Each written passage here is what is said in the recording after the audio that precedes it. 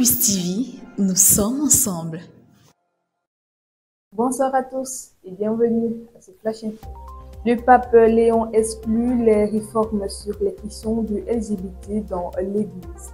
C'est dans son interview réalisée depuis son élection que le nouveau pape s'est prononcé sur les points sensibles de l'Église catholique romaine. Ces questions sur lesquelles son prédécesseur avait pris des décisions controversées. Concernant les personnes LGBT, le patron des fidèles catholiques romains a indiqué que l'enseignement de l'Église ne changera pas, un enseignement selon lequel le mariage est l'union entre un homme et une femme. Il a affirmé que le rôle de la famille traditionnelle, qui a parfois souffert ces dernières décennies, doit être à nouveau reconnu et renforcé. Une initiative qui fait beaucoup polémique.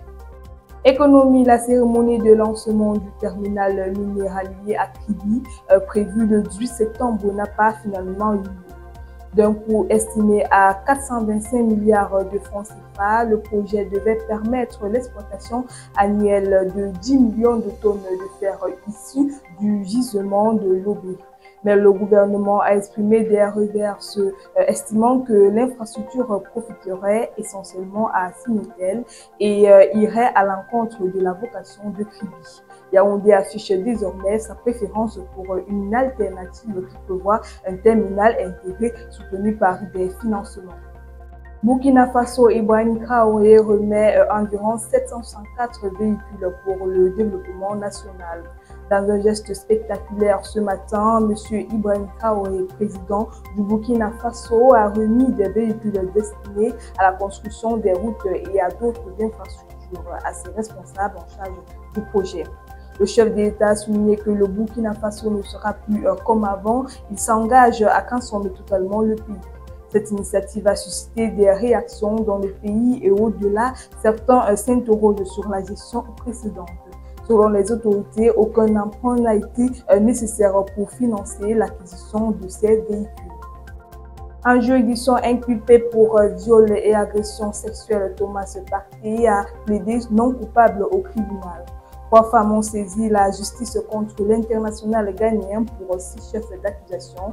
5 chefs d'accusation de viol sont portés par les 2 femmes et un chef d'accusation d'agression sexuelle par la 3e. Le footballeur de 32 ans a plaidé non coupable lors d'une audience tenue mercredi dernier à Londres. Ces faits pour lesquels le joueur avait été interpellé pour libérer sous caution se seraient produits entre 2021 et 2022, lorsqu'il évoluait à Arsenal selon un rapport policier. Il se retrouvera devant la cour dans le cadre de son procès le 2 novembre 2026. Et c'est tout pour ce point d'actualité, mesdames et messieurs. Merci de nous avoir suivis et restez connectés sur les antennes de Campus.